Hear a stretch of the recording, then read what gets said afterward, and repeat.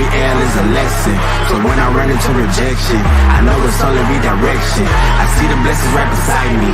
The chances of quitting are likely. I do it like I'm in my Nikes. Don't make excuses, they never excite me. Boxes, boxes. I cannot fit in the boxes. Stop it. Quitting was never an option. Exhausted. This passion is never exhausted. Good morning, Knicks universe. Welcome back to another episode of the Knicks Morning Brew on this Wednesday, March 27th. Like always, I'm your guy Hector, hanging out with my amigos this morning. I got my guy Eddie Presti, and I got my guy Mr. Jiggaman Porto. Donte Divincenzo is the best. That's all I got for you this morning. What up, Eddie? What's going on, boys? What's up? I'm good, brother. I'm good. You know, another day, another Knicks win, and another record was set by our guy, the big Ragu, Donte Divincenzo. All you Piston fans that were mad that he dropped 11 threes, go kick some rocks. Monty Williams, I see you crying. I don't want to be a part of the story, Hector. I don't want to be a part of the story. You know, He really dropped 12, by the way, too. It was 12 threes. Yeah, they took that 12 one. threes. Yeah. Okay. Yeah. Okay. I mean, I loved it, heck, because that was, you know, after the show, I was on SNY with Brandon and New York Post Sports with Brandon. Did a great job, by the way. You did a great job, by the way, bro. Yeah, but I love that we were talking Donte, you know, and it's just perfect. And it's like I like to take a little bit of credit. He was like, "Yo, this guy wants me to break a record." I was like, you know what? I wasn't even thinking about that other record. How great was it that he broke that record and it was against Fournier? And the timeline was hilarious. With everybody talking about that's the most defense they've ever seen from Fournier because he did not want that record broken. But man, big Ragu killing it. And then on top of it, guys, he drops the 40 piece. You know what I mean? Like we were just talking about on Monday. Can he get even better? He answered that. And of course, we'll get but it was the Pistons and blah, blah, blah, blah. Why do we discredit it when it's a weaker team? Do you guys remember 2 years ago where we were losing those games to those easy teams? So why can't we celebrate him having an amazing game? Precious stepping up. I don't get it. I love every bit of that game the other night. It's a team we're supposed to spank. We whooped their asses, and I enjoyed every single second of that game, guys. Yeah, man, I'm with you, bro. You got to beat the opponent that's in front of you. And the fact that we, not only beat them, we smoked them wire-to-wire victory. There wasn't any worry whatsoever during that game that we were going to lose.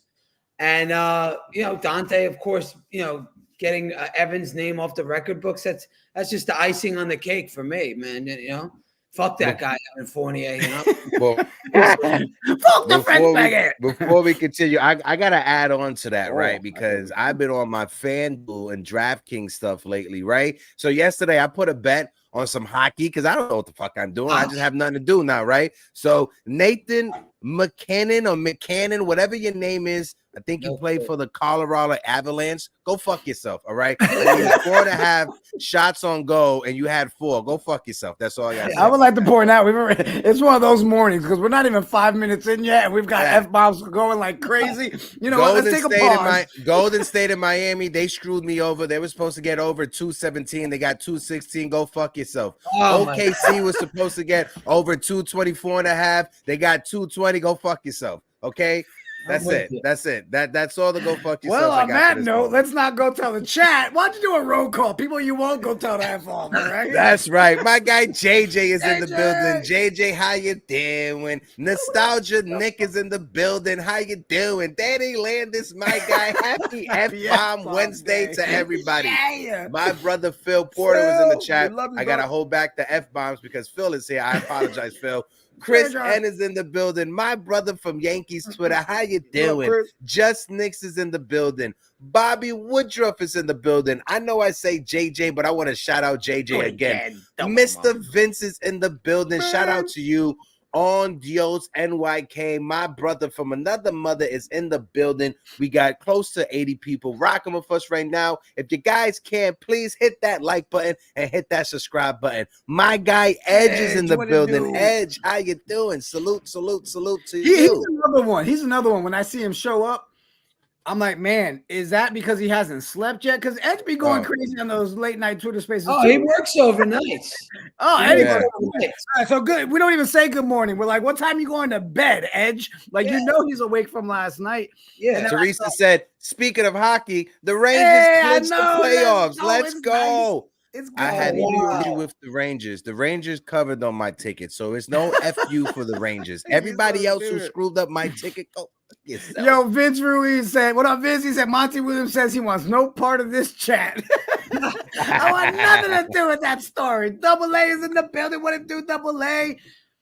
Also, real quick, before we jump into some more Knicks topics, shout out to everybody that rocks with us. You guys helped us hit a new milestone. We cracked 4K last night. And it's not the fact that we hit 4K. It's that we set up these little goals for ourselves. And we want to hit 4K before opening day. And here we are literally the day before opening day. And you guys helped us hit that 4K. Appreciate all the support. You guys know the drill. Hit the like, hit the subscribe, buy a coffee, all that good stuff. But can we keep just talking about the fact that an easy win is nice? How about this tonight? RJ Barrett, Manuel Quigley, and Scotty Barnes are all out for the Raptors in tonight's game against the Knicks. Should definitely be another easy win for New York. Shout out to Bondi reporting. Again, this should be one of those ones we just sit back, enjoy a drink, and have fun tonight, right? We're 13.5-point favorites, the last I checked. Yeah, so, I think we can enjoy that. I think we're the same against the Pistons. So, I mean, listen, but the only difference is we're at Toronto, so we'll see. We'll see. The over and under for that game is 211.5 combined points. So I'm taking the under on that one if those three guys are going to sit out. If you guys go to bet out there, please bet responsibly. Don't be a douchebag and spend your money for your rent and your bills and stuff like that. Do it responsibly. Never take advice from me because I'm just a dumb on the internet. Who obviously you guys heard his parlays did not hit, so do not tell this guy whatever you do. Wow, what an asshole. Great. So I'm gonna ask, outside of Donte the other night, right? Because again, we can harp on it all night. The 40-point career high. Real talk, Donte was on fire last night. Who else stood out to you, Eddie? Like during that game? The whole team, man. Precious stood out to me. I mean, it was nice to see him get that bounce back game. You know, he's been struggling for a while. And I think, I forget what he had, but I know it was like 14 or 15 rebounds, something like that, 9 points. Jalen was good. He was nice and efficient. And obviously Josh Hart had a triple-double. Mm-hmm. So, I mean, I felt like it was like a team-wide win. Like, I know the bench wasn't overly productive, but I mean, again, you're going against the Pistons, so and then Bojan hit a 3, right? I think you and I were the ones. Points too. I think you and I were talking. We're like, it feels like it's been a month since we saw a shot go in. He played 18 minutes. He was 2 of 7 from the 3-point mark. Hopefully, this would make Double A happy. Double A, Deuce McBride only played 43 minutes. Deuce McBride, shout out to Deuce McBride. Jalen Brunson, 30 minutes. Isaiah Hartenstein, 24 minutes. So shout out to Tom Thibodeau finally using his bench, but you still had Josh Hart and Donte DiVincenzo still play 40 minutes. So you can never be too happy, Double A. They're always good. Josh Hart is always going to play 40 minutes with guys down. I mean, who are we kidding here? Who are we kidding with Josh Hart? Come on. Big Nick energy. Josh Hart triple-double plus 850. I think I'm going to have to put that over.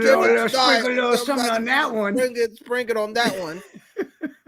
Has he gone back-to-back triple-doubles this year? That's a good question. I don't think did he have a triple-double back-to-back? Back-to-back, no. Yeah, so we'll see. Oh, yeah. I may not put that on my ticket. Anywho. Change my mind. No, for me, watching the game and going back to watch the highlights, it's the Detroit Pistons, right? I'm not trying to just shit on the Detroit Pistons, but at the end of the day, we had a double-digit lead. It felt like for that entire game. Literally for the entire game, it felt like we had a double-digit lead. It really was no pressure. It was good to see the guys out there getting some shots down. Like I said, Isaiah Hartenstein, 24 minutes. He was efficient in 24 minutes. He had 10 rebounds, 5 assists, plus 27 from the field. Jalen Brunson, again, 28 points, plus 37. It was good to see Jalen Brunson having a better shooting performance than he had over the past couple of games. He was 3 of 7 from the three-point line. Good to see the captain, when it comes to Jalen Brunson, doing good. Yeah. Look at again. It was the Pistons. Now we move on. Now we move on to the Raptors, and we move on to the Spurs. And the bottom line is we got to take care of business against both of these teams. No bullshit. No, taking these guys lightly. Got to go up there and beat them both because we're coming for that 3 seed. We need that 3 seed soon before we go out on this road trip. When we get to, before we go and face these tough teams like OKC, Boston, all these Milwaukee, we got a bit of a tough stretch after these next 2 games.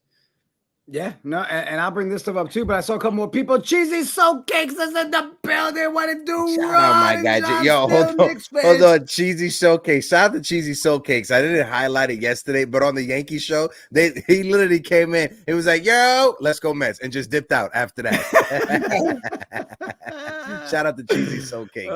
But talking about winning, I mean, I saw this one too from Knicks Fan TV. But with the Bucks loss to the Lakers, the Knicks are now 2.5 games out of the number 2 seed in the East. Do we think that's a possibility? Can we get there? Teams that are needing to lose are losing. So first, we need what? 7 wins to get to the 50 mark. Is that right? 7 wins. We're at 43 and 28 right now. Yeah, so 7 more wins. So we got 6 games against losing teams coming up and 5 games against winning teams that are coming up. So we can definitely hit that. We got a total for sure. We got a total of 8, 9, 10, 11 games left for the season. 11 games left for the season. So we could go potentially 7-4 down the stretch, and we'll finish with 50 wins. Is that a goal that we should set? So we have that goal be in mind for 50 wins. I know we all want to get to 50 wins, but what is more important? Our team getting healthy or us getting to 50 wins? I'm gonna ask you fellas that. Our team needs to get healthy. I don't give 2 shits about the 50 win, all that stuff. It doesn't matter. Would I love to get the 2 seed? Sure. Would I love to get the 3 seed? Yes. But most likely we're not getting the 2 seed. I don't think that's going to happen. We could get the 3 seed, but again, it's a lot depends on how we finish out the season. We got 3 games against the Bulls. 2 of them are at Chicago. We're going to Milwaukee, at Boston, home OKC. It's not like an easy cakewalk schedule. It's not. I mean, maybe if we get Mitch back, that could help us, but we'll see. I just think the most important thing is health. I think that really matters more than anything. Listen, if we end up in the 6th seed or the 5th seed and we're all healthy, I'd rather be there than unhealthy at the 3 or the 2. Right. I mean, I'm with Edge. I was doing it last night, Edge, and I same thing, bro. I came up with an 8-3. That's what I'm looking at over this next few games. I mean, that's not a far-fetched number right there. And again, if you look at, like you said, Eddie, I mean, yeah, there's a couple of games there, but to me, 5 of those games are actual, like, real tough games. Like, games we should expect for us to have to step up and really fight, right? But there's about 6 of them that we should dog walk. Like, hands down, we should walk away with at least 6 of those wins. And I saw us 8-3, and man, Edge, I'll tell you right now, bro, we can do a 9-2. How you doing? But I'll go with 8-3. And the reason I ended up with 8-3, heck, is I kept convincing myself, well, let's not go into a win streak that we know has to end, right? Like, go ahead and have that hiccup early, and then give me that final finish in the playoffs. But I don't know, guys. I think the 2 seed, 2.5 games out tonight, we definitely clinch the playoffs if we win and the Pacers win, right? We need our win and they win. We clinch top 8 for sure. Playoffs is locked in and all that good stuff. I don't think the chase for the number 2 seed should be that big of a deal. Yeah, but you got to look at their schedule. I was looking at their schedule too. It's not easy. Milwaukee's schedule is not a piece of cake, and Cleveland's schedule is a nightmare. Their schedule is an absolute nightmare. So again, if we beat the teams who we're supposed to beat, which we do, we got a great record versus teams under 500. Right. That won't be the problem. The problem is Boston, Milwaukee, OKC. Probably one of those games in Chicago we're going to lose, right? 1 out of 3. I don't expect them to beat all 3. And who's the other 2? I forget. I don't have the schedule up in front of me, even though I went over this like a million times. Yeah, last night. So I got the schedule right now. We'll just go through the schedule right now. Shout out to my guy, Nathan Ramachandra. Guess what? April 7th, right? Make sure if you guys are in Oceanport, New Jersey, Baseline Social, former Yankees captain, former Yankees bench coach Willie Randolph will be in the building at the Baseline Social. Make sure you guys hit up our guy Frank Luna if you guys want to get tickets. I will be in the building. Shout out to everybody else that is out there. But looking at the schedule, fuck the Mets. Looking at the schedule, we got Knicks versus Raptors tonight, obviously. Knicks versus Spurs on Friday. Knicks versus Thunder on the road. That right there may be a tricky one. Oh, we're home. That's an MSG, that game. That's at MSG because I'm looking at the schedule right now. Oh, well, we're on the road in Toronto. We're on the road in San Antonio. We come back. You're right. And then the month of April, we got the Heat on the road. We got the Kings in the Garden. We got the Bulls on the road. The Bucks on the road, the Bulls on the road, Celtics on the road, and then we finish the season Nets at home and the Bulls at home. Okay. All right. Yeah, listen, maybe the Celtics are resting players by then. We might get lucky because they got it wrapped up.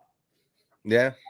I mean, they should have it wrapped up. They're like 40 games over 500. So I think they'll probably that Celtics game, we might be playing against their bench. Sorry, Teresa. I apologize. Just for Teresa, I'm going to say it. Former Mets manager Willie Randolph will be in the building. Only for Teresa, not for Eddie. One of my favorite managers is a Mets, Willie Randolph. I like it. I like Willie. You don't think even at that point we might be resting guys too? I mean, not that we ever do that, but I think we should. That's why I think we should rest guys down the stretch, especially if we lock in, right? And that seed is solidified. Our playoff berth is solidified. Why risk guys getting injured? If we're the last 3 games of the season and we got that 4th or that 3rd seed locked in, what's the point? Just to get to 50 wins? They got the 5th seed locked in. I think I don't think they'll care. But the Knicks are a good home team this year. That's the difference between us and last year. This team wins at home. Look at the record. We're very good at home. We're not last year, the year before, we were road warriors. So Eddie, random question. Indiana Pacers, Chicago Bulls. The over and under is 235. You think they could score over 235 combined? Tonight? Yeah. Yeah, they don't play no fucking defense. Indiana especially. So over? I'll go over, but don't take me for gambling advice. I don't do gambling. All right. I'm taking the under because I don't trust Eddie. Anywho, look at I want to bring up one of the graphics that you made, right? Because Isaiah Hartenstein, we got to talk about Hartenstein, right? Knicks Fan TV, they put it out there. Good morning. With the Bucks loss to the Lakers, the Knicks are now 2.5 games out of the number 2 seed in the Eastern Conference. We got iHeart there on the graphic. I know you said it's unrealistic, Eddie, but if we get hot and if we get some guys coming back at the end of the season, an 8-3 or a 10-2 record is right there. The Bucks, when Doc Rivers first took over, they were struggling. Right, they got it together over the last few games. I think in the last month, I think they have one of the top 3 records in the NBA with Doc Rivers. They look very good. Mm-hmm. Is it fair to say take that pipe 3 and put it to the side and just look at the 3rd seed in the Eastern Conference and throw it over the Celtics? I would say yes, because Cleveland's schedule is that bad. You have Donovan Mitchell hurt, right? So he's hurt. So I think that if you want to be more realistic, you shoot for the 3 seed. The Bucks are kind of firing right now. They're firing on all cylinders. They're playing very well. They finally have some chemistry. This is a team that had no chemistry whatsoever up until about a month ago, like you said. So could they be taken? Yes. But we're going to need some ridiculous record to take them to take that 2 seed. And our guys aren't healthy. So I'm not going to sit here and bullshit you guys. Oh, yeah, I think the 3 seed is much more realistic. I think the 3 seed is much more in play, strictly because Donovan Mitchell's hurt. If he wasn't hurt, I wouldn't say it, but he's hurt, and their team has been they've been a nightmare lately. They're the opposite. Yeah, they're definitely slumping, and I mean, as of yesterday, there's still no clear return for Donovan Mitchell. Right, so we've been talking about. I mean, he's only played 5 games since the All-Star break. Right, so to sit there and say, hey, I don't even worry about Cleveland, right? And I guess I'm glad you brought it up again, Hector, about the 2 seed, because I guess the biggest question is, does it really matter if we're the 2 or the 3, right? Because we've been harping on it all season, where it's just get us to the dance, just get us in there. Would home court advantage be huge for us? I'd love that, for the fact that the fan base deserves it, we deserve it, and we've been killing it at home. So I'm not concerned 2 or 3. I just want to see us lock it in. But here's my problem, Eddie. If we're sitting here saying, oh, well, towards the end of the season, we need to have guys back, well, then those guys needs to be playing, right? Because then it goes back to your point of they need to have that continuity and that time on the bench. I saw somebody in here, Just Nick said, without Randle, who would you rather play, Magic or Pacers? Pacers. Without Randle? Without Randle, you'd rather play the Pacers? Pacers. Because Orlando has size.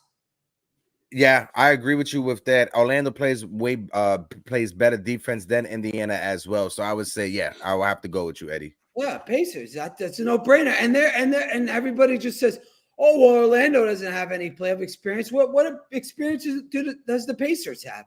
They don't play defense to save their life. So that's the easier matchup for us. We could beat them, with defensively if we show up. I think that's a more winnable series.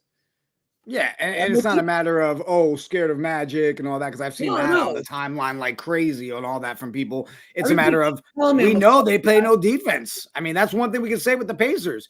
Mm-hmm. But you mentioned size. That could be different, though, right? If we have Mitch back and we have OG back and Julius is the only one missing, I'm not worried about the Magic at all, bro. If we have Mitch and we have OG back with our squad, the size is there. We now know what iHeart brings with that first unit. Listen, if we get the Magic, bring them on. I think it goes back to what we were saying Monday night, and I'm pretty sure most of our chat was saying the same thing. It's a different story even if we don't get one of them back. It becomes a lot harder to win in these playoffs if we don't get an OG back, we don't get a Mitch back. Yes, miracle will be all 3 back for the playoffs. That would be phenomenal. If we get all 3, there's no way anybody in this chat or on this panel can sit here and not say they're not jumping out the window, bro, with all 3 back. Like, you are really taking the day off. You're ready for the parade. Like, you are pre-planning your flights. But without them, I don't know. I would just love to see them back before this season's over, because at least just to get, a few games played together. That's all I want to see. Jets Chaos. Thanks, Jets Chaos. Appreciate you, bro. Jeremy in the chat. TC Steels is in the building. Shout out my guy TC Steels. Not sure if you guys saw the post game. Shout out to Uncle Chop in the building. I know, bro. Uncle Chop, get me a plate, baby. Nice, everybody in there. No, but I wanted to say, I'm not sure if you guys saw any of the post game, news conference or just interviews, but Hartenstein, he brought up Julius Randle, right? Even when Julius Randle is not on the court, he still has some impact on the game. This is what Isaiah Hartenstein had to say about Julius Randle. He said, after a game that I played bad, I got a text from Julius saying, keep going. Just him being a teammate like that, he gave me the confidence to step my game up. The whole season, he's been really good making sure everyone feels comfortable. And that's the step, or that's the leadership we wanted to see out of not only Jalen Brunson, but Julius Randle as well. If you can make the other guys around you step up, that right there is a true definition of a leader. And I know Julius Randle, he's been an easy punching bag for Knicks fans over the past couple of seasons. I get it. It's kind of hard, and I've been saying this. We live in New York City where we have a microscope of what have you done for me lately. And it may be unfair to judge players with that type of lens. I get that. Right? There's no buts or anything like that. I get that. It's very unfair. Nobody out there can say that Julius Randle this season hasn't been a true professional, hasn't been a true leader, because over the past season, we've seen the team being built around Julius Randle to now the team being built around Jalen Brunson. Everybody, when you think of the New York Knicks, you don't think of Julius Randle first. You think of Jalen Brunson. And to see Julius Randle being willing to take a back seat to Jalen Brunson goes to show you his maturity and leadership in that locker room. Well, look at the way he was playing before he got hurt.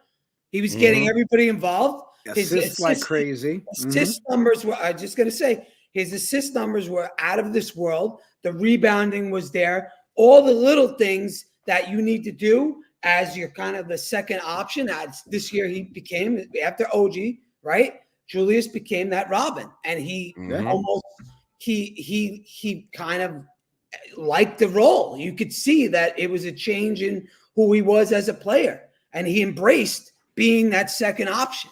And not only was he good at it, he made the fucking all-star team by doing it. Probably the best I ever seen him as a fucking Knick was this year. I mean, that's one of the biggest stories, right, Eddie? Is, let's be real. Forget just being a Knicks fan. We got robbed of seeing what Mitch could be for a Defensive Player of the Year candidate, and Julius having what was the worst start of his career, worst start period to the biggest turnaround. And we were like, oh shit, he is playing all-star level, gets the all-star. We got robbed. Yeah. We got robbed of that. Like those two guys, like people don't realize how much that has to hurt them. But mentally, that's you can tell they're both locked in on really wanting to get back. I said the other day, man, when I saw him on the Roommates podcast, it was great. Oh, yeah. To great see him episode. just chilling, relaxing, right? Like it was just good. And it's funny because I saw this one. I had to put it up. The Knicks are really going to use the power of friendship to win a championship with the Villanova boys. It's you said when you think of Knicks, you think of Jalen Brunson. You can also say you think of Villanova, the way that these three have really taken over. But I feel like we got robbed with the Mitch and Julia stuff, man. It just sucks for them. Oh, I want this one here. Is that Randle and Robinson are back for the playoffs? Are you guys thinking yes on both of those? Where are you at? Like realistically, just your opinion on it. Yeah, I think all three are back for the playoffs. I'm not gonna just point at Randle and Robinson. I think Randle, Robinson, and OG, all three will be back for the postseason. Like there's no ifs, ands, or buts on that. I think they'll all be back, but who they will be when they come back is the $1 million question. What is Randle going to be when he comes back? Is he going to be a shell of who he was? Is Mitch, I really have faith in. I think he'll be fine because, again, we kind of knew his timeline since December, right? We knew he had a surgery. We kind of know what to expect. We know he's not going to get big minutes either. OG is it's a little weird because OG came back and then he, hurt his elbow again, re-injured it. We don't know if it's a new injury, whatever the case is. And Randle, we don't really have any clue what Randle's going to be when he comes back. We don't know. Randle's the biggest mystery out of all. And I'm not saying anything you guys don't know. You guys, we all know this. But Randle is the guy that's the most, is the biggest question mark. Otherwise is in the building. What up, Otherwise, what it do? But you know what's funny though, Eddie, is like I don't have concern. I think maybe it's because Julius has helped us as a fan base wonder what we're getting from Julius each game without an injury, right? What Julius are you getting? Are you getting bully ball? I'm going to be the man Julius tonight. Are you getting I'm going to shoot these threes that make no sense to shoot? Or am I going to get I'm assisting, I'm swishing and dishing Julius? So I think we have that concern regardless if he's injured. But dude, I mean, even at 70%, we've talked about it a lot. Even Julius at 70% with the way this squad's running and OG back, that's a scary Julius, bro. I'm sorry. I think he'll be able to dominate and finally squash the Julius Randle in the playoffs bullshit. I think we're at that point where we can finally shut that down. Am I crazy, Heck? No, I wouldn't say that you're crazy whatsoever. What up, D-Block? I've been saying it all season, right? Whether it be fair, whether it be unfair. When it comes to Julius Randle, this postseason, I think the front office is going to use it as a metric of could we win with this guy going forward in the future, right? Last postseason, the first postseason with the Atlanta Hawks, we had nobody, right? He was the only offense that was out there. Alex Burke went cold. RJ Barrett wasn't scoring. Last year in the postseason, he got injured. We saw how good he was in that first round against the Cleveland Cavaliers, even being injured. Against the Miami Heat, a different story because Miami Heat, they play a very physical form of basketball, right? And he hurt himself as well. And then again, I remember the whole thing, people taking down the poster, ripping it up, stomping it out. I get that. I get your frustrations. Knowing that he was injured, I gave him a pass on that postseason. But this postseason going forward, he's going to be judged. And we're going to see if we're able to win with Julius Randle or we're not going to be able to win with Julius Randle. And I think with him being out and missing so much time and Jalen Brunson being that number one and solidifying his role as that number one option, I think this lets Julius Randle come in and just be the mystery guy. If we could get anything out of Julius Randle, 80%, 70, 60, 50% out of Julius Randle, that's still a better option than we have right now with zero Julius Randle.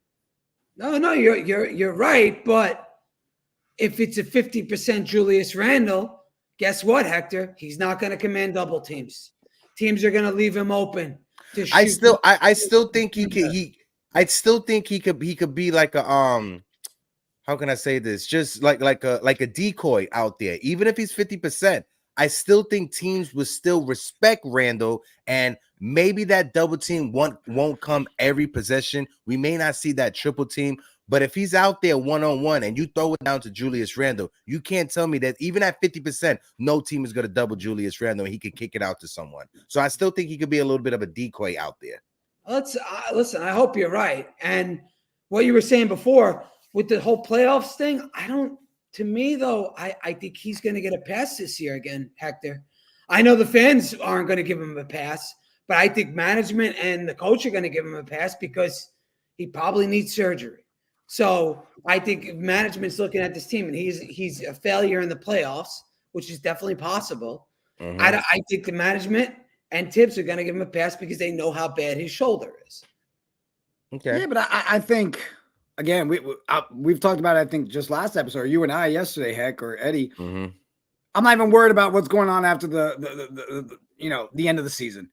Like, you know what I mean? So many questions that we have right now are going to be answered in these playoffs, especially if these guys come back. This is where we're going to be able to find out, depending on how far we go, that's really going to be what determines who's here, who's gone. Because, I mean, I see people in the chat already saying Randle and Robinson right here. Randle and Robinson might be gone this offseason, right? Like, there's just so much speculation around all of it. But real quick, Heck, and then I'll toss it to you. Shout out to BX is in the chat. I saw our boy CT Pittman is in the building. Damian Serrano is in the building. Worldwide L is in the building. L, what it do, Unc? Valentina's in the building. I appreciate you, Valentina. Just everybody rocking with us. Guys, we got over 200 people in the building. If you can, jump over to YouTube. If you've got a second, hit the subby. Help us keep growing. If you're over on X, thank you for helping us get to 4K subscribers. We are at 4K. We set our goal of 4K before the baseball season started, and we're here. Baseball is tomorrow. I'm feeling good, bro. The Knicks are doing good. We got baseball tomorrow. Yankees in the morning. The Mets in the evening. That's if the Mets fucking play tomorrow, but who knows? We got to see what happens. That show will still happen, though. The Mets might be on Friday, but we'll see. Opening day. Cheesy Soul Kick says, I feel if he hasn't gotten a surgery yet, it bodes well for us. We haven't lost any ground in the standings. Why rush him back? I mean, that's pretty much where we're at this point, Cheesy Soul, right? What do you say, Eddie? It's a good take, but I mean, what if you that shoulder's hurt. Let's keep it a buck. It's hurt. If it's taken this long, this is a guy that comes back from injuries pretty quick. If it's taken this long, January 29th or 27th he went down? We're going into April now. We're going into April, boys. And just listen, throwing it out there. It's why you gotta be such a Debbie Downer? Why you gotta hurt? I was about to say, well, I gotta be such no, but it's just you guys don't want to hear the fucking truth, okay? I do want to hear the truth, okay? I do. All right. I'm setting. It's gonna be perfect, Jigga. Okay, fine. I'm setting this right now, right? It is March 27th at 11:34 in the morning. I'm predicting that Julius Randle, OG Anunoby, and Mitchell Robinson, all three will be back by April 9th, and that's our game against the Chicago Bulls on the road. Last game of the year? That's not the last game of the year. That's 1, 2, 3, 4, 5. 1, 2, 3. That's the fourth to last game of the year. Okay. That's what I'm predicting. All three will be back April 9th against the Chicago Bulls on the road in Chicago. Okay. I mean, I told you guys on Monday. I picture him as Wolverine. He's sitting there. Oh, the claws start to come out. The skin's starting to heal. The shoulders like, and we're just going to release Julius. He's going to come out. It's going to be like, Hector, we are going to have a Power Rangers moment, bro. They're all going to be like, bam, bam, bam. Everybody's hands are in, and we're going to be super excited. And then we'll have a show where Eddie's like, fuck them all. Shout out to the Whites. We won the game. Listen, I don't care if any of them come back. But listen, if we get them back healthy, that's really all I care about. Seriously. Same. Seriously. And I don't think any Knicks fan is going to argue or disagree with you. What up, Kareem Grant is in the building. Shout out my guy Kareem Grant. Let's see what Teresa said. She wrote a paragraph, so we'll highlight it. Or they're truly not rushing it. They're not fighting tooth and nail for a playoff spot. It's about seeding now, and they may just feel it's not worth bringing Randle back until it's go time. Exactly. Wolverine style just gonna come out and just kill it. I could see them, all three of them, coming back at the playoffs and not even coming back in the regular season. Although I think if anybody's coming back, I would say it would be Mitch. The other two, I could see them being held for the playoffs. I really could.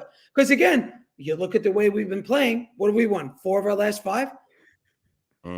Yeah. Just saying, we've been pretty good without everybody. So I'm just saying, why even take the chance with OG? Why even take the chance with Randle? Maybe that's how they're thinking of. Well, because I think we could go 8-3. But like you were saying, you know, Eddie, it goes back to what we've been dealing with for the let's just go over the last month, right? We've been convincing ourselves, okay, they'll need that ramp up time. We'll need that. I feel that OG, when he came back, even that very first game, kind of showed that shut that up real quick. Like, hey, I don't know if you guys realize you're winning games and you're still holding down the seeding without these guys, right? So, again, if they are resting them, I don't think we need the crazy, I think everybody's changed their mind on we need 10 games for them to mesh. No, now we're all accepting, you know what, 4 or 5. We'll take it. Like, you know what I mean? I got real quick. Go ahead. No, I was gonna say I have a sound bite here from Tom Thibodeau in regards to OG Anunoby, and this is after the last game to regards of like his rehab and where he's at right now. It's just a 30-second clip. I'll play it, and then Celso, could you bring it up on the screen? Is it on the screen? Yeah, buddy. All right, here we go. He's doing a little bit more, so he's, but he's basically he's got to let it calm down. But he went through some stuff today, and that's not saying much. It's not giving that much of an update about OG.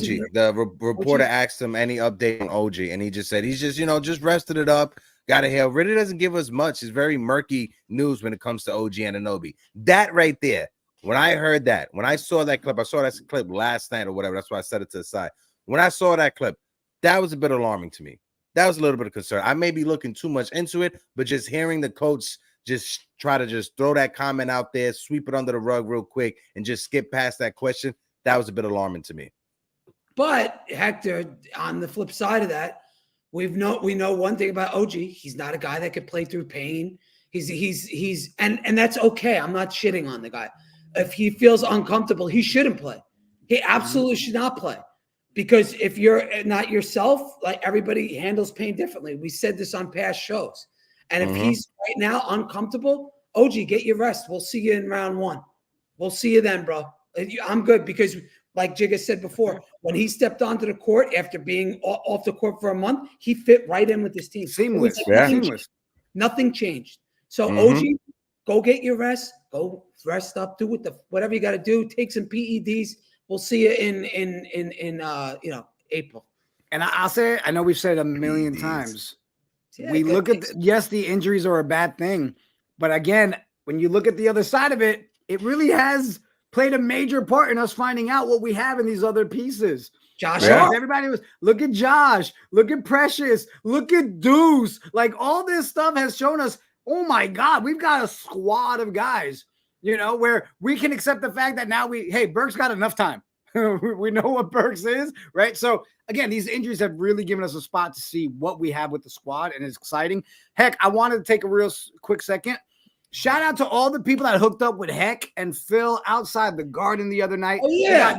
We got a bunch of new subscribers from the fans on the streets and all that good stuff. But we did promise a couple of them that we would highlight a little bit of the clip today. So we're going to play that. And then this Friday, Phil's got a full clip of all different fans on the street stuff. So let's check it out real quick. Let's do it. What's up, Knicks fans? It's your boy Phil Porto, a.k.a. Phil All Caps of the Knicks Morning Brew. And I'm outside. What's up, Knicks fans? It's your boy Phil Porto, a.k.a. Phil All Caps of the Knicks Morning Brew. And I'm outside the Garden with my guy David, and he's getting ready to watch the Pistons game. David, are we going to take it tonight? Absolutely. Okay. We're gonna take the W home. All right. How you feeling about tonight? We good. It's another win under the belt for us. That's right, Nick. Another step closer to the playoffs. Who do you think's going to win tonight? The Knicks. All right. That's what I like to hear. They're All right. moving on us. We getting the win tonight? All right. Let's go Knicks, baby. Pistons. Let's go Knicks. So tonight against the Pistons, do we get the win? Yes or no? Definitely. We're off to the game, and until next time, let's go Knicks. Let's go Knicks. Let's go Knicks. Yo, I love that y'all got Benji and Ben out there. Y'all were hooking up with everybody, man. That's dope. Go ahead. I just want to point something out. I look so much better than Phil does in that video. That's all I want to say. That's all I want to say. I look so much better than Phil. That's all I'm What saying. was you have the Mellow jersey on, and he had the LJ jersey on? Is that what was? Yeah, I going got on? number. First of all, I got number Listen, 15 on. All right, this is Wilson Chandler. Just so the chat knows, Oh, Wilson okay? Chandler. It's been a running thing for Hector. Like, it's a life goal at this point where he will literally bring an extra outfit, and Phil even brought an extra outfit last time because they want to one each other on who's the best dressed.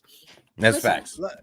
That's facts. Guys, He's probably listening right now. He's probably getting frustrated about to jump on the stream just to curse me out. But my one goal in life is to always look better than Phil Porto. That's my goal. Hold on, guys. You see this? BX said Mitchell Robinson now switched to questionable for tonight. I'll take a questionable. Let me. Oh yeah. Hold on. I gotta see. I gotta look it up. I'm on the Hey, Twitter. Keith, how you doing? Appreciate you, Keith. Thanks, Keith. Hey, shout out. Greetings from the ATL. How you doing? How you doing? How you doing, Keith? What'd you say, Eddie? Tonight would be a good game to go against the Raptors because Porto kind of always has our number, and you get Mitch in there. Oh, that's not Mitch is gonna fucking lock that guy's ass. It'd be great. Hold on, wait. Is Josh Hart playing? Because I had Josh Hart on my ticket for a triple-double, and it just was removed. Is he playing tonight? No, the odds. Eddie, the best part is if we go back and watch our season of Knicks Morning Brew, you can literally tell when Hector started getting into betting. Okay, because this man has literally hold on. All the time. That's all he talks about is the gambling. Dio said, if it's true about Mitch, let's go. We talked about it. This is the 4 games where we can rest people or test people, bring people back. These are the 4 we win. Our guy Stephen Bondi just put it out. This is an account that we are familiar with. We know, friend of the channel, friend of the show. Bondi. He put it out there. Big news. Mitchell Robinson has been upgraded to questionable for tonight's game in Toronto. Mitchell Robinson, he has missed 50 straight games since undergoing ankle surgery. Are we going to see the blackness monster himself back on the court? I hope so. I really do. Eddie, I don't know if you noticed, man. I think you actually smiled a little bit, a couple of times. I'm also shocked that we've said Mitchell Robinson's name like 30 times and Ebony is not in the chat. So it's a weird day. Oh, that's probably because we haven't said anything bad about him. Listen, man, that'll be big. You get Mitch back. That's big. It's big because that's big. That is big. Because we're going to be going against teams with some size. Hey, and listen, he's not going to play. He's going to play like 15 minutes to start. So let's not like expectations crazy. Eddie, 1 minute and I'm happy. 1 minute. Just seeing him come on the court and I'm happy because we're there. We're finally there. Oh my God. I just want to put it out there. We are sitting at literally 200 people watching us across all platforms. If you're watching us on X, if you're watching us on Instagram or Facebook, come join over the YouTube channel conversation. Hit the like button, hit the subscribe button as well, and help us support us out. You could go to buy us a coffee /Morning Brew Sports. You could just scan the QR code on the top right of the screen. Why, Eddie? Why do they need to go to buymeacoffee.com? We are a poor, broke, and pathetic network.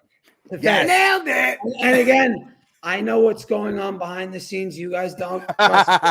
When I tell you it's bad, it's bad. He said, when I tell you it's bad, hold on, are we that bad? Like, hold down. I go, it's I had to steal me my tracing book from Michael's. That's how bad it is. I saw Hector's now stealing the supporters gambling.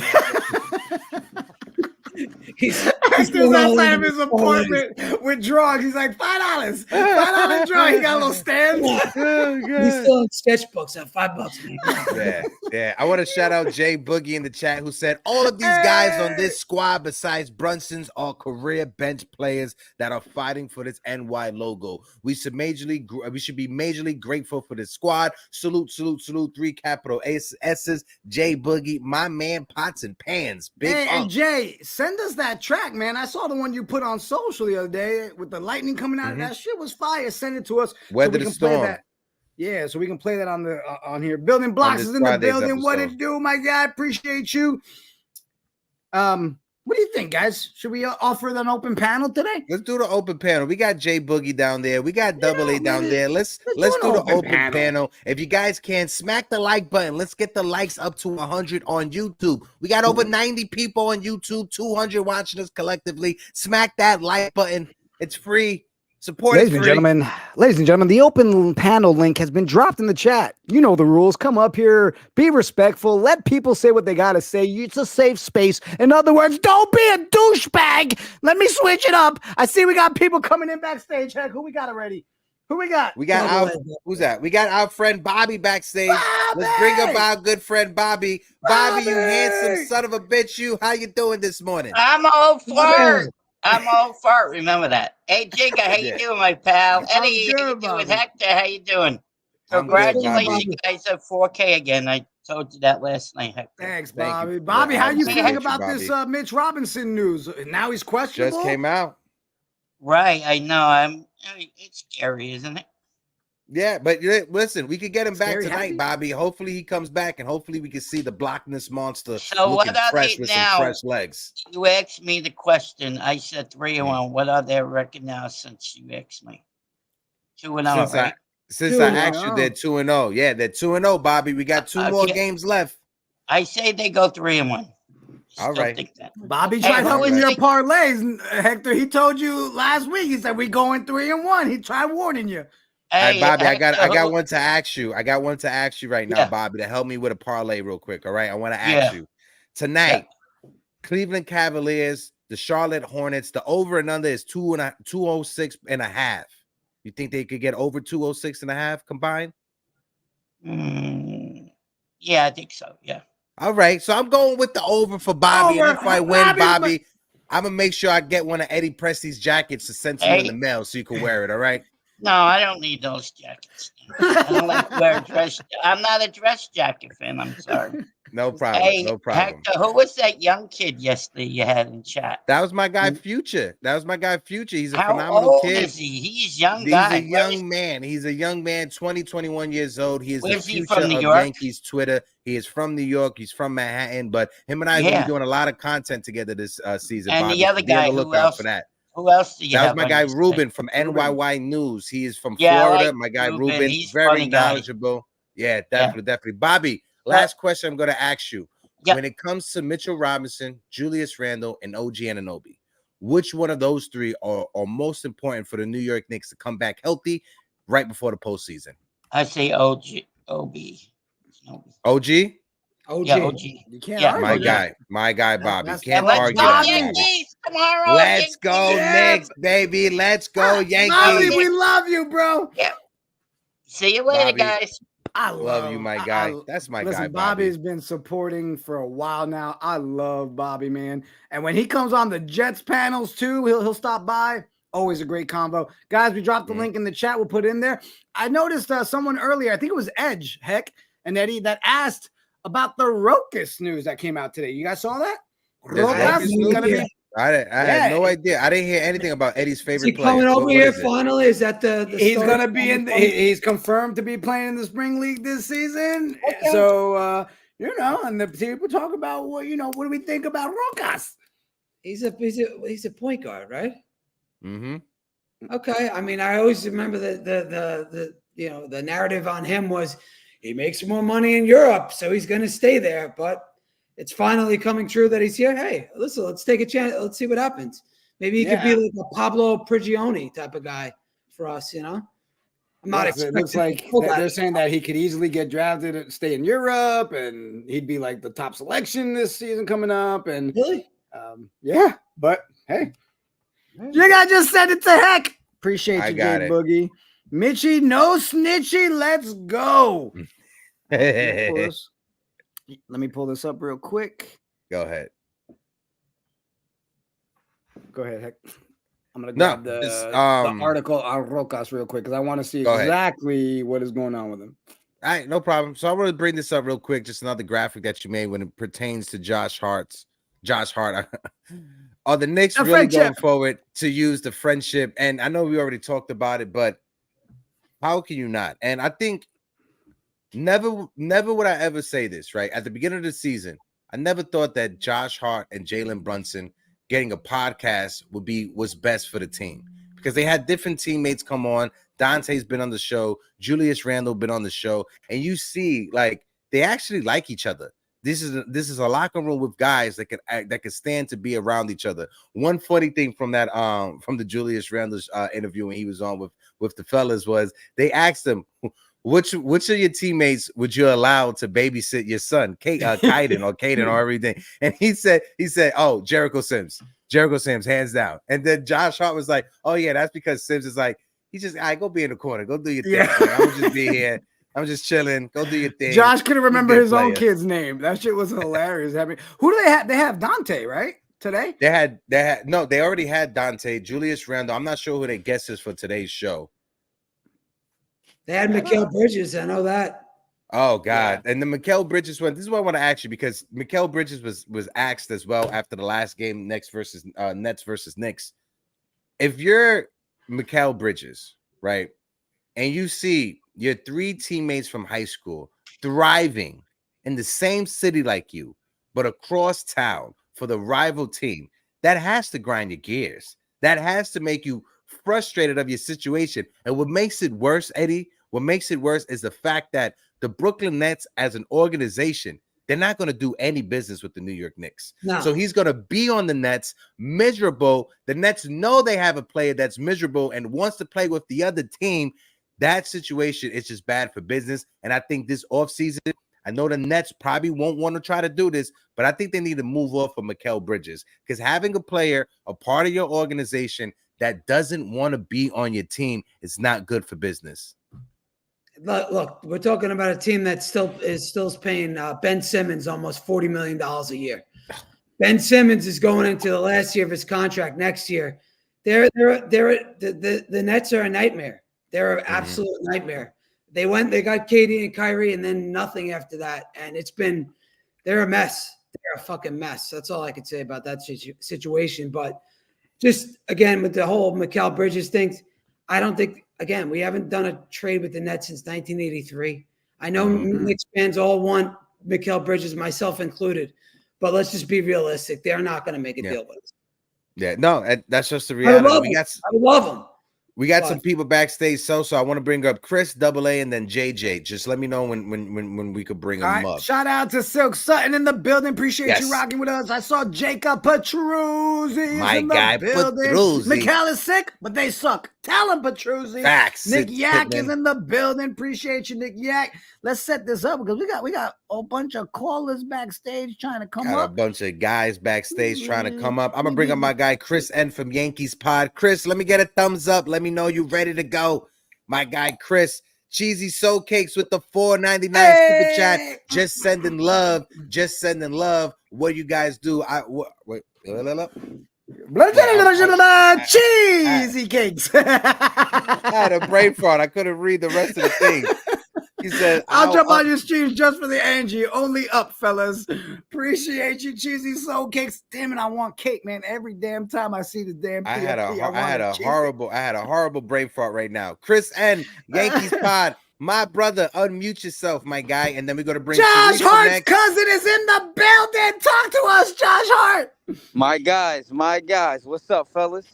Chilling, baby. How you doing? Living the dream, watching the Knicks win. We heading to playoffs now, man. It's crunch mode. This is a good feeling for us. It's been a little bit.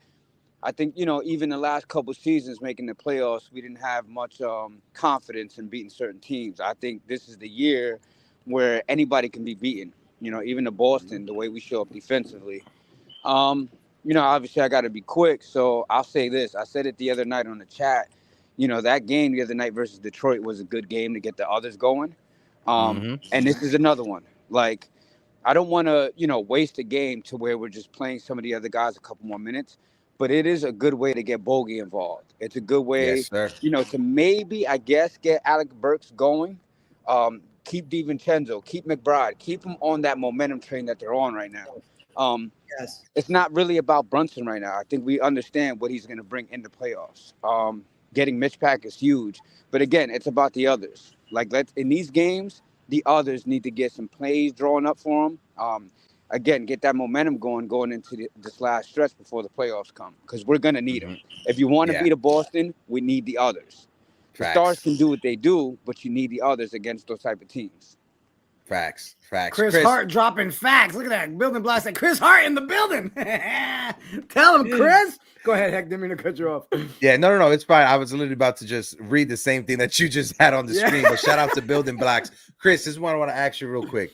With the whole situation, Mitchell Robinson questionable for tonight's game. I was asking the other fellas, out of the three, Mitchell Robinson, Julius Randle, OG Anunoby. This is Eddie Presti's favorite question, but I got to ask you, Chris, who out of those three are more important for this team if we want to be successful in the postseason, bro? Oh, it's a tough one. I know it may be unfair to ask that question, but if you had to pick one of them, who is it? I'll say it this way. 2 months ago, I would have said Randle. I'm going to say OG now. OG brings it on both ends. Right he there. can be that secondary scorer, but at the same time, lock down their primary scorer as well. So you're getting 2 points on that one guy, right? Where Randle will score, but, he'll give us some stuff defensively. OG just brings so much to our team. Team defense, one-on-one defense, scoring, rebounding. He's good at passing, and he's that spot up three. He just has it all. And you can see, like, when he's in this offense, it just works so well. He was like he was the perfect fit for this team and what Thibodeau does. And I again, let's give Thibodeau some love, fellas. Like, you guys said it the other day. There's not a team, and I'll just keep it to the East. There's not a team that goes through our injuries that sustains our success. We had 3 major guys go down in this offense and just continue the success. Had the other guys step up. They bought into it. And I said this a couple weeks ago on here where nowadays it's so easy for a team to mail it in. It's about money now. It's about contracts and the future. These guys bought in. They said, you know what? We can still do this. Let's next man up mentality. And you don't get that a lot now in any sport, not just basketball. Yeah, so and the other thing I'll say too, Chris, not to cut you off, in regards to Tibbs, we all joke about Tibbs and how he's always yelling and screaming, but I'm sorry. Even seeing him go after the ref after the Pistons game because he was angry still about stuff and we're whooping their asses by that much, I love that. Okay, I love that he still has that passion, even if you're up 30 points, right? That's one of those things that we never talk about enough. And again, when it comes to Tibbs, we've seen a lot of changes. Regardless if it's that he was forced into them, we are seeing those changes. He could have easily just checked out and be like, screw it. He could have been the New York Jets and been like, hey, you know what? We lost Rodgers. Who gives a shit about our season? But he didn't. He sat there and made moves, tried new stuff. And I will sit here and say it every freaking episode. When I saw him put Deuce and JB together in that one game, and we saw it, and he saw it worked, and now we've seen it 4 games in a row, that is an old dog learning new tricks. Facts. He deserves the flowers. Chris, Facts. You got a Yankees pod to get to. You got a Yankees pod, brother. Next to Yankees, that's 2 teams that have championship aspirations this year. Now, it hasn't been something I could say in the last couple years. And my Rangers clinched last night, baby. So New York, Yes, New York is on the ride. Even though I think we need to get over that game yesterday, I feel like it was a little too close in that overtime, whatever. But wipe that one off because this one tomorrow night. That's and I will say, Flyers are a better team than people are giving them credit for. Tortorella has that young team skating on that ice. All right, Chris, I'll see you at the Rangers Ice Brew tomorrow night, bro. Just to let everybody know. I will be there. Just to let everybody know, my guy Chris N from Yankees, him and I are going to be doing Yankees post-game shows on Twitter, on the X Spaces, whatever you call them. I'm looking forward to that this season. We are going to kill it, bro. Listen, Eddie, Jigga, we're like distant cousins now, baby. I'm a part of the little That's family it, now. bro. That's it. Family, bro. All love, Chris boys. Hart. Have a good one. Later, Chris, bro. appreciate Guys, you. I think we got a first-time caller backstage. Yeah, we got Teresa backstage. Teresa just left. What happened? Teresa was outside. Infamous new king is in the building. Appreciate you. Sorry about that. Teresa, if you could come back, we'll bring you up to chop it up real quick. I know, but I see we got a fit-ass 65-year-old back there, boy. Ladies and gentlemen, flexing for the 65-year-old. Jay, what up, Double A? What up, bro? Beautiful pup. Bro. How you like my new dog, man? You just stole the show. You stole the show. You about to make me cry. He's a pit, man. Dog. He's a baby. He's 2 months old. We adopted him after I lost my last one. But he's a good guy, man. Ain't he a beauty? What'd you name him, OG? No, Dougal McKenzie. Dougal McKenzie. Duke McKenzie. Duke McKenzie. He's Scottish. Okay, he's Scottish. Yo, that's a good-looking dog, Double A. Yeah. What's up, fellas? I can't stand you. He said he's Scottish. Go ahead, Double A. Go ahead. Yeah, man, he's Scottish. How you fellas doing? Good. Doing good, bro. How you feeling? Hey, Eddie, listen, man, you gave up on Precious too soon. I knew that. I knew he was going to come back. I never gave up on him. You said he was. Dude, you said he was just a regular backup. He was nothing special. That's what you said. But he's not, bro. He's not. He was tired. He was tired. You know, he led the league in minutes for a while. I remember. And, you know, it's something called tired. He was tired. You always say this with the minutes, though, Double A. You always say it with, the minutes are killing him. Come on, look at McBride. He plays 48 minutes the other night. He doesn't miss a beat. Bro, it's a difference. McBride hasn't played all year. He hasn't played all year. You know what I'm saying? But listen, this is what I want to say, okay, fellas, and I want to get your opinion. Big Nick Energy gave me his opinion. I want to hear you guys. Where's Hold OG, on. I love man? how JJ said Double A always wants to smoke with Eddie. No, I don't. No, I don't. Eddie's my man, bro. Eddie's my man. We chilled. We hung out. We had a lot of fun when in Florida. No, Eddie's my man, bro. This is all in fun with respect. Eddie knows I respect 100%. The hell out of him. Bring us that question, Double A. What you got? You know. All right, listen. Where's OG? I mean, Randle sits on the bench and supports the team. I'm just questioning, is he really vested in us? Does he have one foot out the door? I mean, I'm hoping not, man, because he's such a perfect fit. But, I mean, you know, it's something to be said to be supporting your squad, you know, like Julius is, you know, showing out. You know, Big Nick Energy said who would want to watch the Pistons play? So I understand that. I didn't see that in the chat. That's a great answer, though. Maybe he's getting treatment. You know, maybe he's going, getting physical therapy. We don't know. No, but you know, I'm just hoping that, you know. There it is. It's a Brunson in a pocket. Brunson in a pocket. Yeah. He said he's gonna bust the Raptors' ass tonight. He's going for a 50 piece. You know, he can't stand his homeboy out doing him yesterday. So he's going for a 50 piece. All right. Okay. Without IQ, who's their point guard? I don't know. Nah, he's gonna eat somebody up. Yeah, they're getting their asses handed to them tonight. Does anybody feel bad for Brooklyn, bro? After they rubbed KG and Kyrie in our faces, does anybody really feel bad for Brooklyn? No, I don't feel bad for Brooklyn. I feel bad for Mikal Bridges being stuck in that horrible situation. Yes, That's I do. I feel bad for. Yes, I do. And you're right. He'll never be traded straight up to New York, but there's always a chance of, you know, whoop, whoop, whoop. You know? Right, but then we got to wait, though, because once they trade him, then they can put the brakes on. You can't trade him to get him till the deadline. So once he goes to another team, you have to wait. And then even if he's traded in the offseason? Yeah, but they put a stipulation into it. I love how Cheesy Soul Kick said, treated players. No one ever felt bad for us. F them all. Tell them, Cheesy. Double A, we love you, bro. We will see you Double A.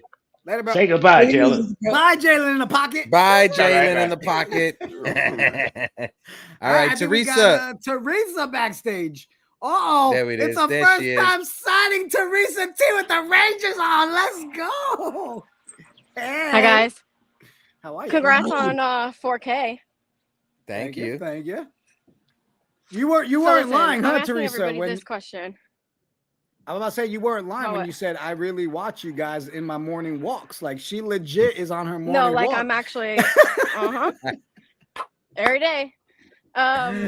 So listen, I'm asking everybody this question and I want to know what you guys have to say about it. So let's say, I know we all hate hypotheticals, but no Randle for the rest of the season. We got a healthy Mitch and a healthy OG. What do you think the ceiling is for the Knicks? I'll let you guys go first. I'll be the last one to go. I'll go first. Teresa, I said it the other day. You bring me even just OG, or you bring me a mix of OG and Julius, whatever. Any combo of OG and one or the other, we take it off. I'm sorry. I don't care. I am not backing down from that. I'm confident that we can run through walls with OG and Julius or OG and Mitch? 100%. ECF. I would say ECF.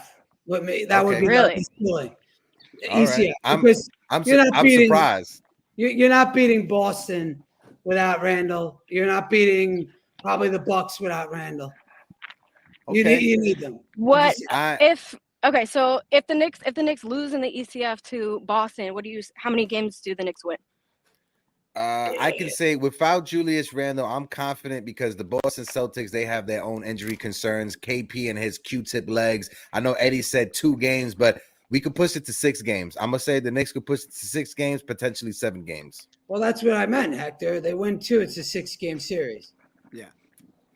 Yeah. Okay. I'm going all the way. He said the math ain't mathing. Teresa, what did you say?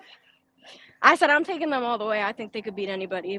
No, I hope we go all the way, Teresa, because if we go all the way without Julius Randle, that means I get to piss off Eddie Presti and see him cry every day saying we can't go far without Randle. You can't. Listen, you guys want to be delusional, by all means. Be delusional. Go ahead. So it's cool. Listen, I'm gonna start sharing your email, Eddie, because I'm the one who gets the hate mail for Eddie. All right, so I'm gonna start forwarding that shit to you. Teresa, I thought that was a great question. 100%. And all right, we'll talk to you soon. Later, girl. Let's go Knicks. Appreciate you, Teresa. First time caller. Wow, walking. time We also caller. I see we got King JJ backstage. Oh shit! I don't know With if I the want to thumbs start down. off with the Oh thumbs man, down. here we Oh, go. shit. JJ with You the know what thumbs that? You down. know what that thumbs down is for, right? Now JJ's going to promote his podcast for fucking. No. Here I we just gotta go. make one thing. I just gotta Here make we one go. thing. I'm dead. It's officially baseball season. It's officially baseball season. We're taking it all the way this year. Anyway, let's just get right into it. Let's go, JJ. Go ahead. It's actually Hold on, JJ. Hold on. We got over 250 people rocking with us this AM. If you can, smack the like, hit the subscribe. Actually, even hit the little barcode in the corner. Buy us a coffee. Help support the channel. All that good stuff. Go ahead, JJ. so that's why it's called Morning Brew. Got it. Anyway, let's just get right into it. Thanks, Last night, JJ. You figured it out. it's actually funny. It's funny to me how I'm wearing this Mets hoodie. Yet I was writing a Yankees article before I got on here. Anyway, last night was a great night. My Rangers clinched the playoffs, so that's always a good thing. My Knicks are looking great as always. Knicks Twitter is under a magic spell because people are afraid of the Orlando Magic, who haven't won a playoff series in 14 years, haven't made the playoffs since the bubble year.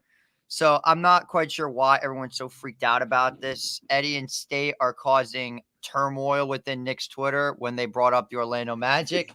And it shows because we had people having spaces about this yesterday, and it caused me to mess up my morning panel because everybody was arguing about the Magic. So screw the Orlando Magic. You messed up episode 7 yesterday. Anyway. See, it's about the podcast. I told you. Yeah, you got to give credit, right? Great segue in it, man.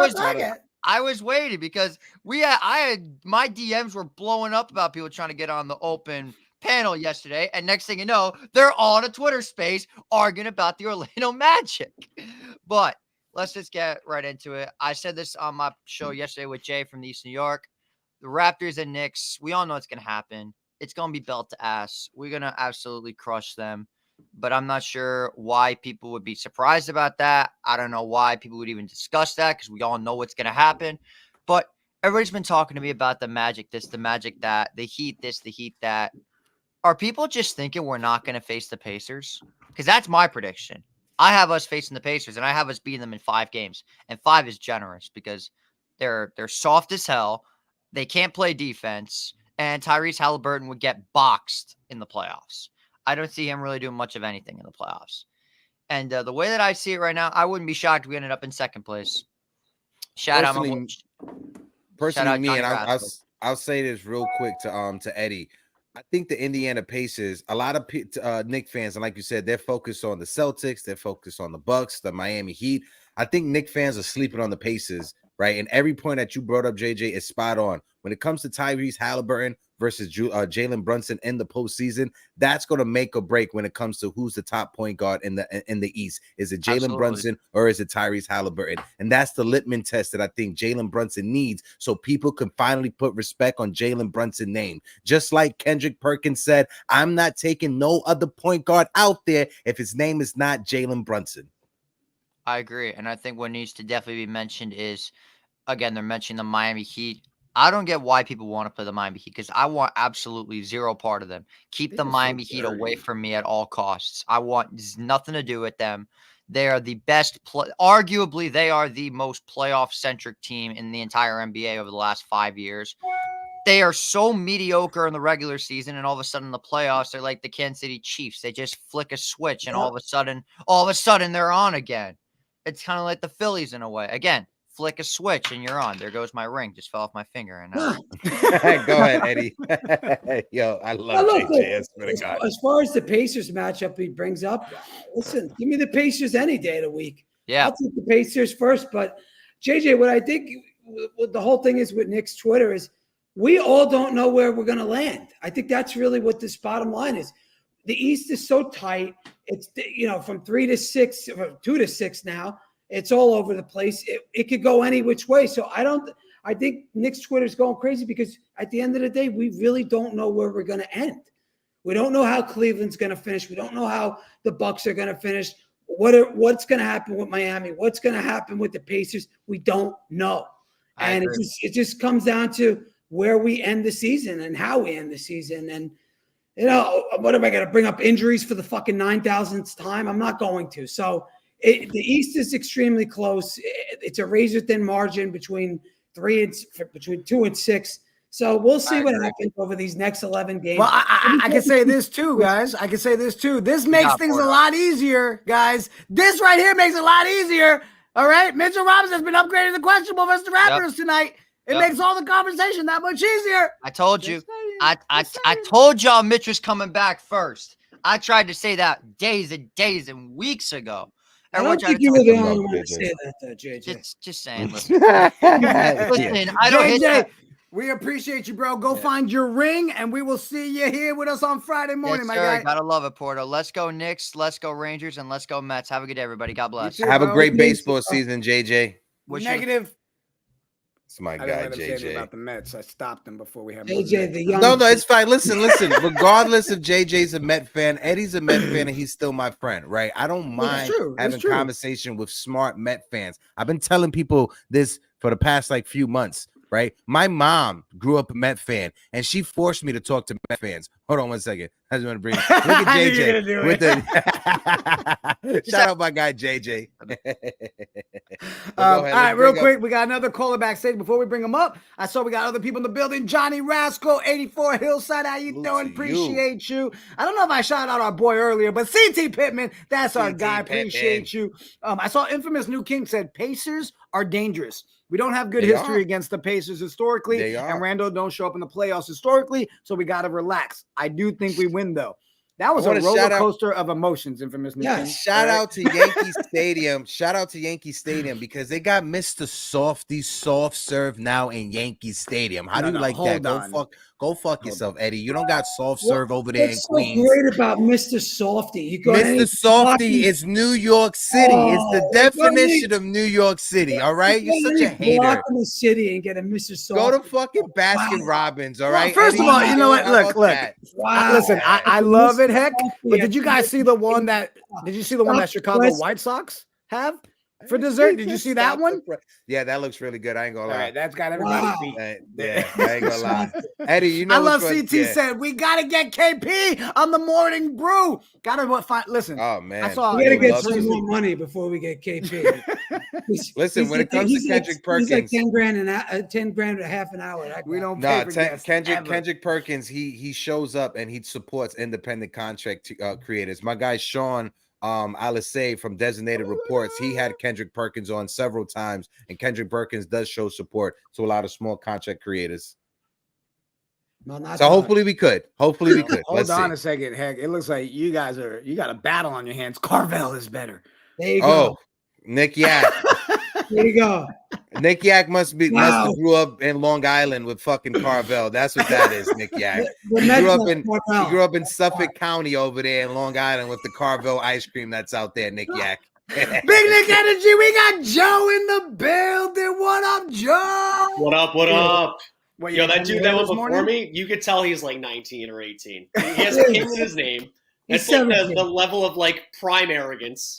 Like I made a video December 16th explaining why Mitchell Robinson was coming back this year. This kid's like, I said it days ago. I told everyone, all 19 of my followers, listen to me, baby. I remember being that age. Don't you guys remember being that age? And you were there like 4 years ago. I mean, come on now. JJ, you know it's all love, bro. We messing with you. We love you. So it's mostly out of jealousy, man. I just wish I was.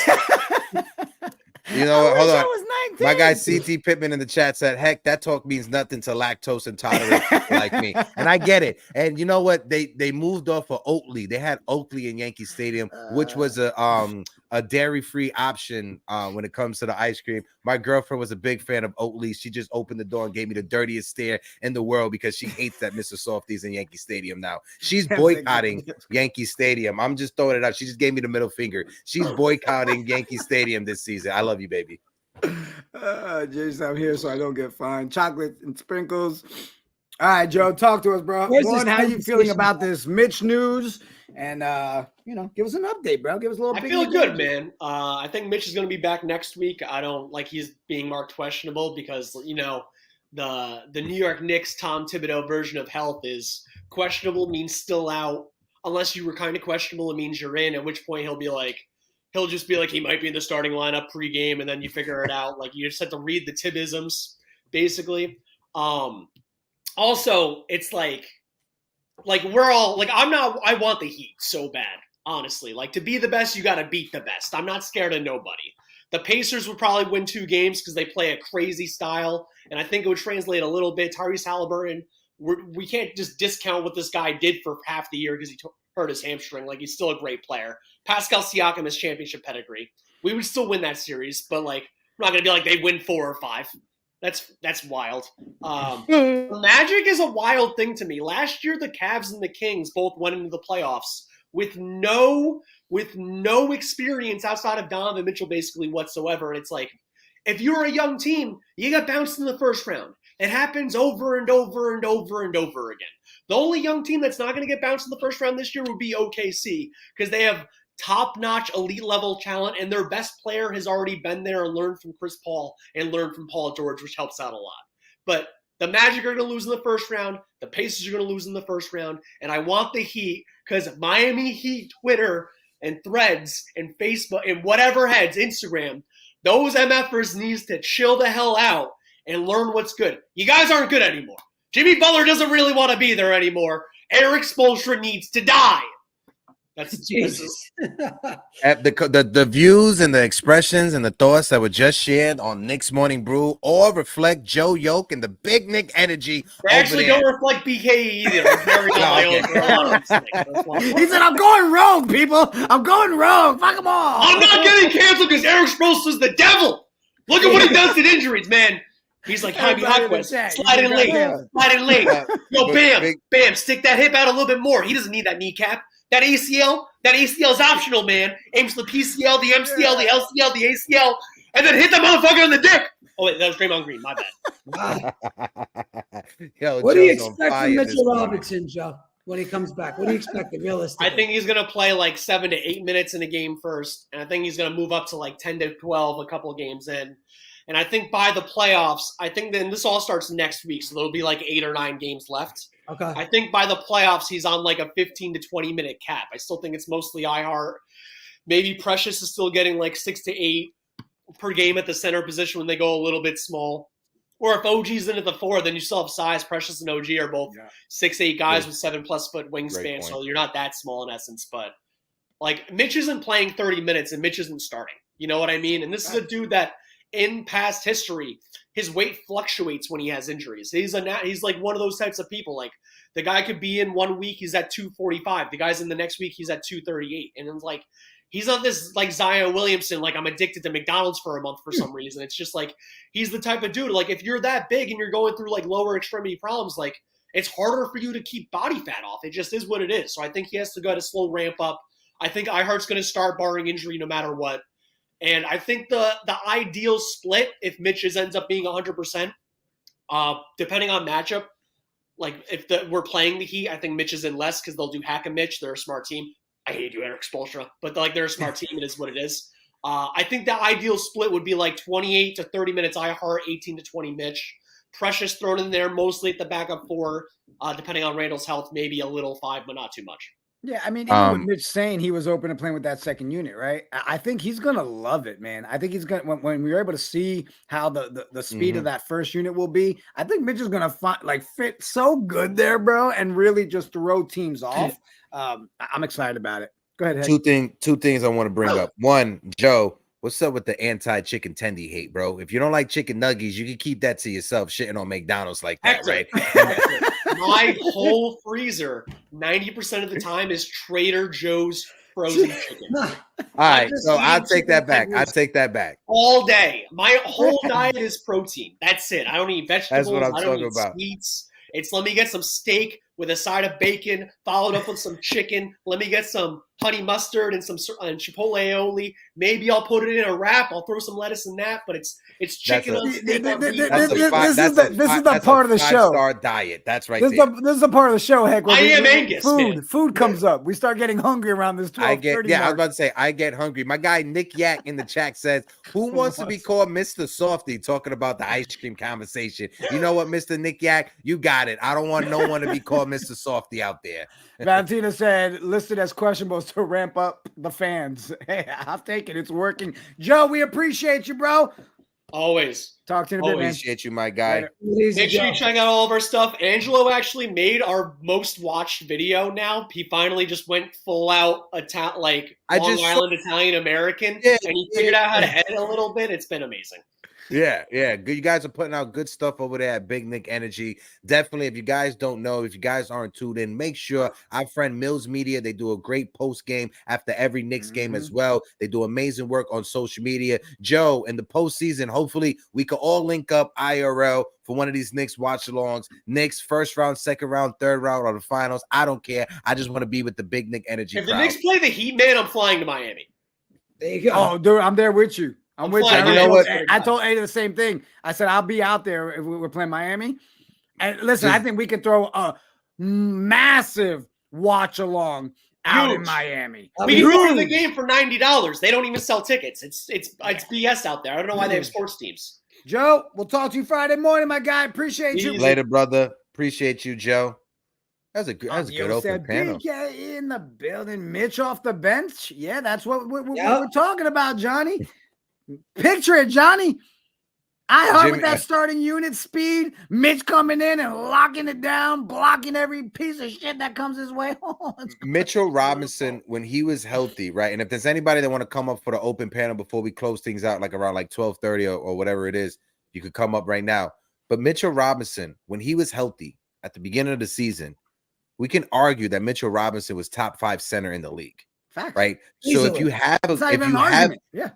have a guy coming off the bench that was top 5 center at the beginning of the season, if you're a backup center, you're shitting your pants looking at Mitchell Robinson checking in at the scorer's table, right? If you look at that scorer's table and you're seeing Mitchell Robinson coming in with that second unit, you're shitting your pants. It is just a good problem for the New York Knicks to have when it comes to Mitchell Robinson and Iheart choosing who's going to start and who's going to come off the bench. And even with Iheart, I got to tip my cat off to Tom Thibodeau. When was the last time Hartenstein has played over 30 minutes? He hasn't. Ever since injuring his Achilles, Tom Thibodeau noticed that, and he's limiting his minutes. He's getting 26, 27. Yeah. He hasn't gone over 28 minutes a game since coming back. So credit to the coaching staff for that. He's the first guy to go out, Iheart. He takes him out, and he uses him when he needs to, and he does a perfect job at it. But Robinson is just going to help. Well, guys, listen, I know we've got one more caller backstage, and I think it's the perfect way to wrap things up. Before we do, man, over 300 of y'all been rocking with us for the last hour and a half. Appreciate all you in the building. Smack the like, hit the sub. We hit the 4K milestone, so thank you so much.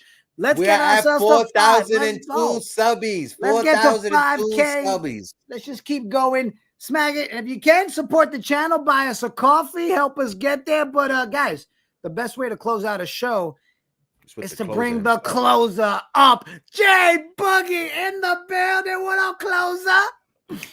Salute. 3 capital S's. Bless, health, happiness to everybody, man. Hope everybody's in the greatest form of health. You know what I'm saying? If you're going through anything, we pray that you not only go through it, but you get through it. Y'all know the routine, the lingo. Nothing never changed. It's all about health and, you know what I'm saying, and caring first thing first. That's way before basketball. But shout out to everybody that's rocking and watching, man. Helping this, you know what I'm saying, this show get to where, not where they at now, but where they belong. And they got to a whole lot further way to go, you know what I'm saying? So continue on pushing these guys, you know what I'm saying, as they continue on bringing you great content. Shout out to all the, you know what I'm saying, the content creators across the planet, because, you know, no part of the day can you not find a New York Knicks podcast on somewhere. And if there is a time where you find no podcast is on, guess what? Don't play the number. Go play a lottery number or something like that. You're going to hit. You're going to hit. And shout out to the new content creators, man. You see Big Energy, 2CK, the 2 Nick chicks, man. Yo, it's so many content creators, you man, that we have enough room for everybody to get in, you know what I'm saying, and get love, you know what I'm saying. All we just ask is, you know, you be dedicated to what you're doing, you know. Consistency, that goes a long way, you know, and just always know that you're providing entertainment for those, you know what I'm saying, that's going on throughout their day. There's nothing better than being at work, you know what I'm saying, and be able to put in your earpieces and listen to great content creators on the basketball team that we love, you know what I'm saying, that we all, you know, share and appreciate each and every day. And we want a championship, but the thing about, you know, the championship, man, you must enjoy the journey to where we're coming from, to where we're at now, and where we're going to wind up being. Leon Rose has us set up, man, to be in a great position, man. You know, coming through the hard and tough times, you know what I'm saying, being right here, you know, back-to-back good playoff pushes and everything, and with a future that's still shining bright. The future is shining bright for us. So shout out to the organization, man. Shout out for Tibbs doing what he doing on the sidelines. You know, I say all the time, man, I would not have no other coach, you know what I'm saying? I don't believe there's no other coach that could have done the things that Tom did with the roster that he did. So before I go get a new coach and change up this organization, this squad, I'm going to get those players to Tom to make sure that he can't get those guys to where we belong to. That's how much Tom really means to this organization. He deserves what's going on for him. You see him fighting, him arguing and fussing each and every day. You know, this year I'm happy for him. He got a belt on. He ain't sagging with the jeans and standing up there, you know what I'm saying, the check-in table like he was all last year, man. But Tom, man, is really doing his thing, and he cares. You know, that's really important when people care. You know what I'm saying? You want to have a life, you know what I'm saying, where people care about you. You know, when people want to know how you're doing, how you feeling, they call you, they checking in with you, they speak to you. Your opinion and your life status, it matters to people, you know what I'm saying? So you want to have those things going on for you, man. But I don't care about Orlando. I don't care about Miami. I don't care about nobody at all, period. All I care about is who we playing in the first round and what we're going to do to that squad, you know what I'm saying? So, man, shout out to the squad doing what they're doing. Shout out to all the hard-working guys that's career bench players doing what they doing. Career bench players. You know, this guy, I said it before, he's really dragging these guys on his back. You know what I'm saying? To put him in the position where he at. And you see him in the new commercial. He got the TVs on his jacket. Maybe he should have a picture with everybody on the team on his jacket. You know what I'm saying? Because that's what he's doing. He's taking everybody with him, you know, and you got to love and appreciate him, you know. You got to love the squad and everything, man. I can't wait for the playoffs to start, you know. My feeling is Julius is going to be back, you know what I'm saying, round one of the playoffs. That's why I feel. I don't know what's going to go on with OG, you know what I'm saying.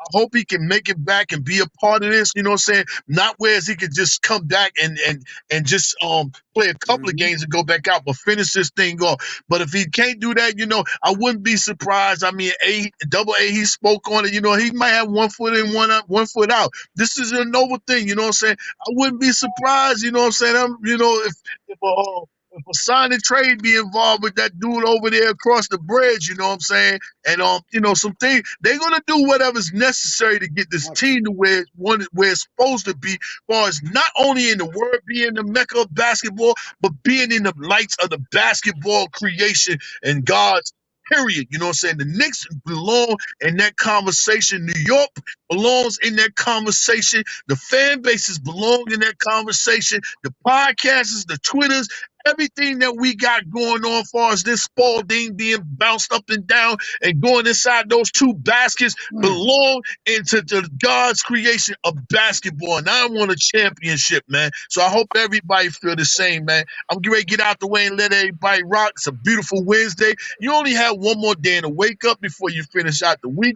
Most people get paid on Friday. Another check is coming. You're blessed, man. You're blessed, man. Just know you're blessed, man. You got life. Before you leave, Boogie, I wanted to take a quick second because Boog, you be showing up everywhere and always showing love and support to the content creators, people that are Knicks fans, period. But you deserve your flowers as well, bro. The music you put out, what you do for the community, the love you show. People don't realize, man, Jay Boogie coming up is one thing, but our boy Jay Boogie's in the chat dropping super chats. He's texting us, you know, words of encouragement throughout the week. Like, Jay Boogie, you are that guy. And I appreciate the fact that you've been rocking with us day one, bro. So thank you for what you do for the community as well, my guy.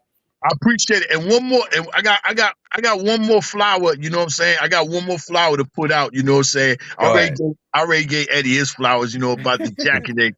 And Hector already know about how I feel, you know what I'm saying? You know, me and my guy, that's my guy right there, man. Family. Much love, appreciate you. But I'm going to tell y'all something that none of y'all people that's listening right now do not know. Jiggaman is the founder of Hartenstein.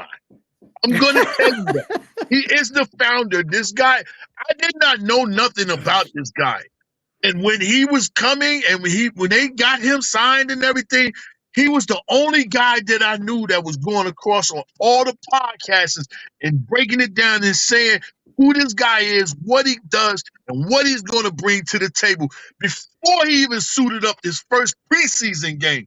So I want to say, you know, Jiggaman, you got eyes for a player that's coming, you know what I'm saying? And you should be striving to find out what the Knicks, you know what I'm saying, what they do as far as, you know, their teams and stuff, because they got guys in every region that goes and scouts. And I just, you know, reached out to him about, you know, trying to, you know, scout down in the ACC, man.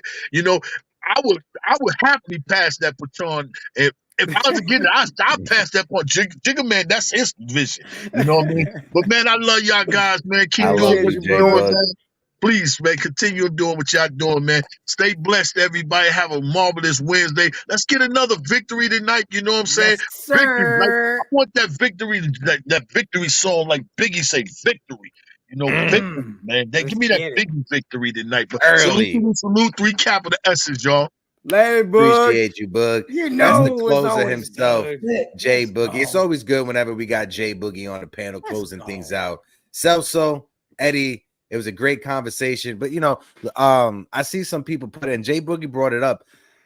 OG 1 foot out the door. Me personally, I'm not too sure. If anything, I can see the Knicks re-signing OG Anunoby, and depending on what happens this postseason, Julius Randle may be on the trade block because you could easily move OG Anunoby to that power forward position, trade for Mikal Bridges, and you got a starting lineup of Jalen, Donte, Mikal Bridges, OG, and either iHeart or Mitchell Robinson. We'll see. I don't know. No words. How many minutes is Mitchell Robinson playing, Eddie? Starting out, probably like 9, 10. Okay. I thought Hector was asking you for a parlay. I really did, because he looked down after he asked the question. How many minutes, Eddie? How many minutes? Every question now is a parlay. He's gonna be going to Michael, stealing some more sketchbooks for I'm saying right now on the topic before we wrap, Julius ain't going nowhere. I can't wait for Julius to come back for these playoffs. Shut the narrative down for good of the Julius doesn't show up in the playoffs. Shut that shit down. Shut everything down. Remind people how much of a big piece he is for this team. He's not an afterthought. He is the piece that goes with Jalen Brunson, with OG, with iHeart. He will be back. He will conquer, and no one's going to be talking. Let's trade Julius. I'm saying it now. Leave 30 alone, damn it. Leave him alone. And if you're watching this, if you're DraftKings, if you're FanDuel, give us a sponsorship. We need a sponsorship, please. I need some free betting. I need some free betting action over here. I need it in my veins. And also, the channel could benefit from a sponsorship. Well, yeah. Hector is hook, line, and sinker. Thank you, Theo Al. This is all Alvin Cintrone's fault. I told you, bro. We have to start a show where the chat comes in and they spend Hector's money. We put the poll on the parlay. The chat controls it. He said, I don't know about that. No, about that. You're losing anyway, bitch. And on that note, all 325 of y'all have been rocking with us. Appreciate everybody hanging out. Guys, we've got so much more content coming your way. Of course, we got our Knicks Morning Brew. We've got Yanks, the relaunch of Yanks Morning Brew tomorrow. We've got Mets Evening Brew. We've got the Rangers. We're working on a dope-ass Liberty show as well. Stay tuned for info on that. Oh, we got a morning show kicking off on Monday. Guys, we've got so much coming up. Pop off this Friday. Rangers tomorrow night. Appreciate all support. We hit 4K. Smack that. Let's get to 5K. And on that note, deuces!